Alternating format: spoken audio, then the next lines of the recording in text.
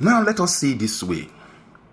The strength of the economy of most countries in a modern civilization relies more in the shoulders of its youthful population.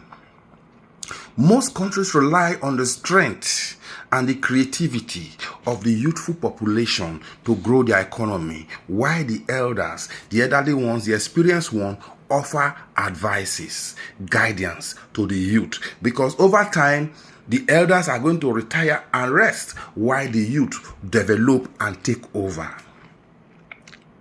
That is why today, if you look at China, the entire world relies on China for the production of musical equipment, for the production of talking gadgets, for the production of the phones that we use. Even this one I am using to make this video. The entire world look up to China for the production of different brands of phones. Now, who are behind this? Check most of the factories where these phones are produced. The factories are populated by the youthful population of China. Look at Japan. The whole world look up to them for the production of cars. Look at all kinds of cars that are produced in Japan today. The economy of Japan is sitting on top of the factories that produces cars. Why? Because they have a youthful population that are forward-looking.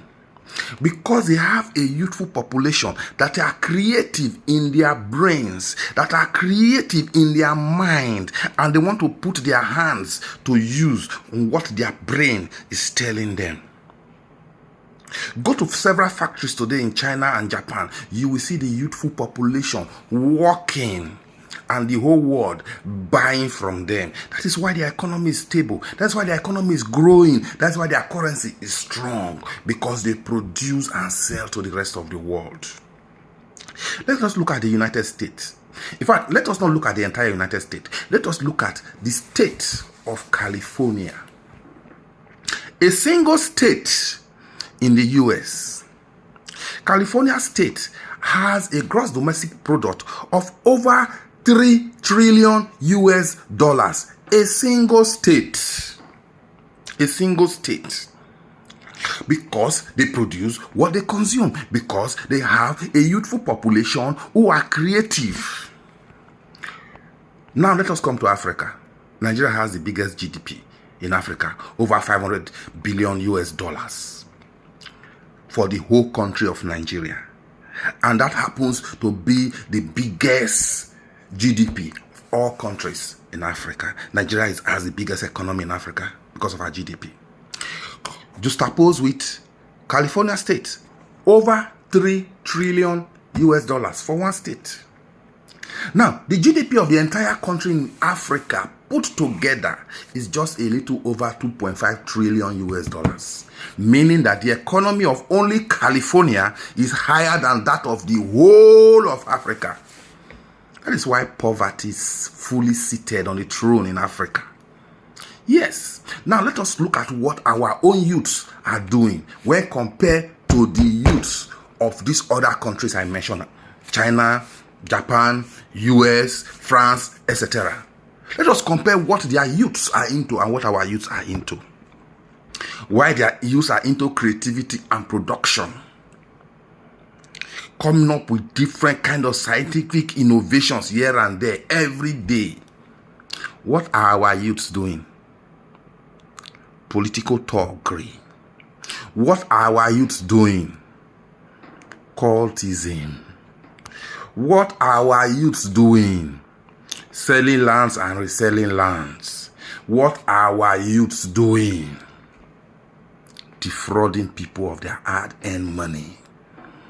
And when we talk, they say, oh, it is the government. Yes, the government has its own blame. But societal values that has fallen has its own effect too. And it starts from the home, into the church, into the streets, into the society, and into the government. If parents bring up their children very well from beginning, helping them to realize that Hey, I am handing over the baton to you. Take it up from there. Our children will not get into the streets and start becoming cultists.